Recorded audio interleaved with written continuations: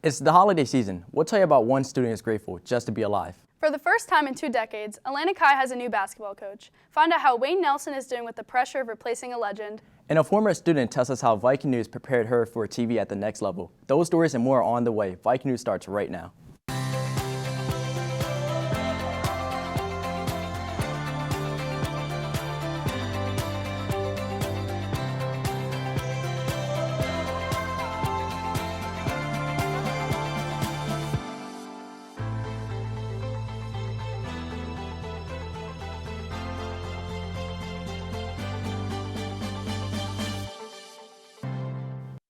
Hi everyone and welcome to this holiday edition of Viking News. Along with Samantha Pereira, I'm Erica Brew. The winter break is almost here, and the students can't wait for this holiday season to begin. In nearly every home, you could see the usual decorations. For most, the tree is already set up with all the trimmings, the stockings are hung, and outside you can find many houses that are full of lights and other holiday reminders. Students are excited for the 10-day break. The best part with the break is when the break, you get to relax, stay home, not worry about school. Well, for me this year, it's because I'm going to Mexico, so I'm going to enjoy and going to Paris. I'm going to go snowboarding, first of all, and, it's 2 weeks off school, so that's a nice stress-free break, and I get to spend time with friends and family. It's pretty nice to have those 10 days off, especially with, midterms and all that. I think we get all this pressure released off of our chest, and it's great.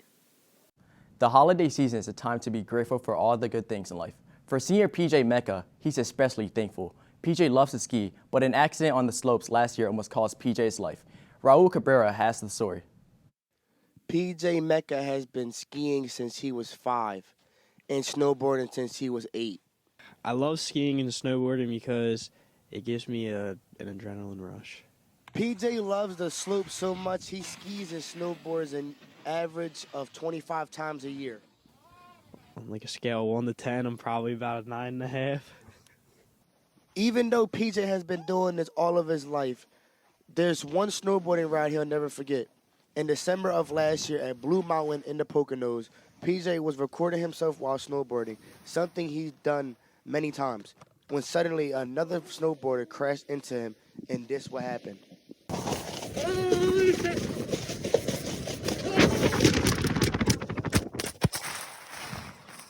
The crash was very horrific. I don't really remember much, but I was just going down the mountain and all of a sudden it went black. An ambulance took PJ to the nearby hospital. He shattered a bone in his skull, suffered a broken neck and a collapsed lung, injuries that nearly cost him his life. I always tell my mom I'm indestructible. So I wasn't that scared because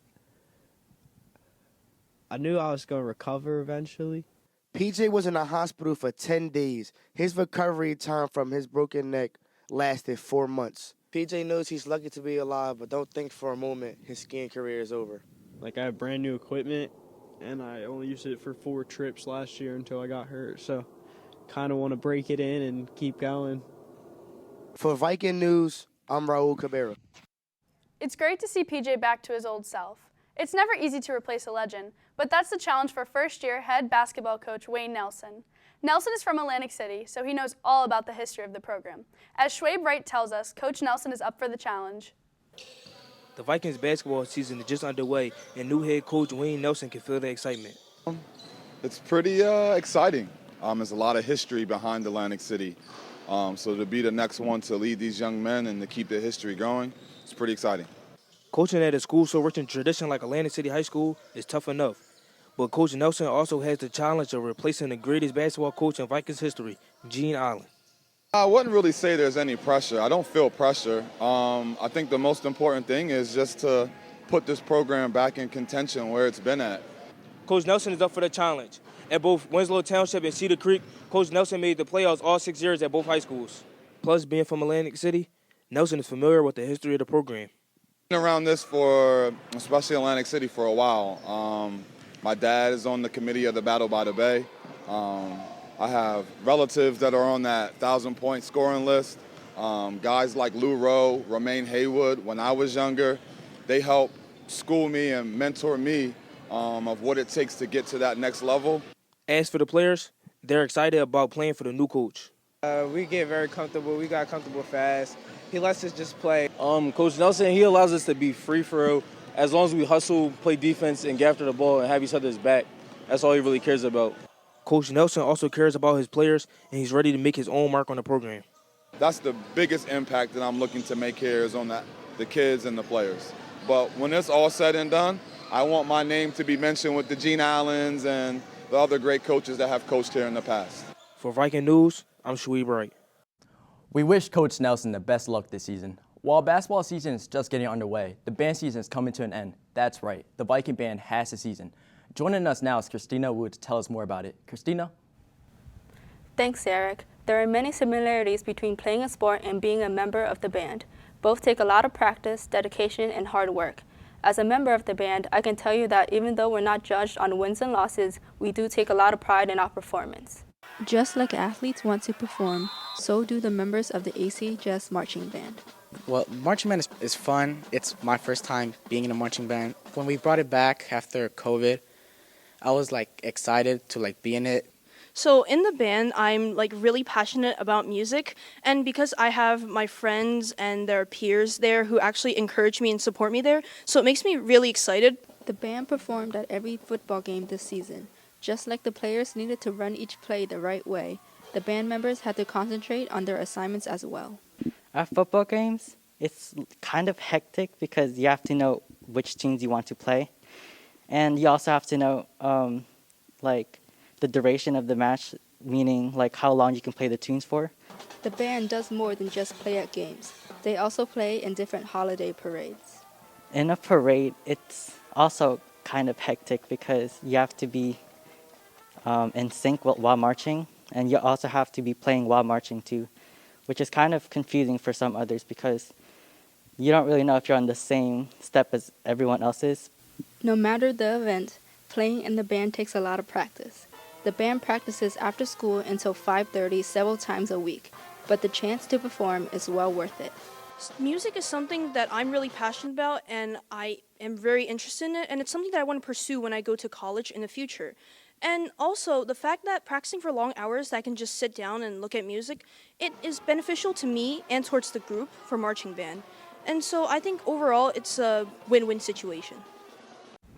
Even though the band takes a break for the winter, our work isn't done. We'll spend January and February practicing, then in the spring we have a number of events including the Teen Arts Festival, the Spring Concert, and the Memorial Day Parade in May. Samantha? Thanks, Christina. Being a member of the band certainly takes a lot of dedication.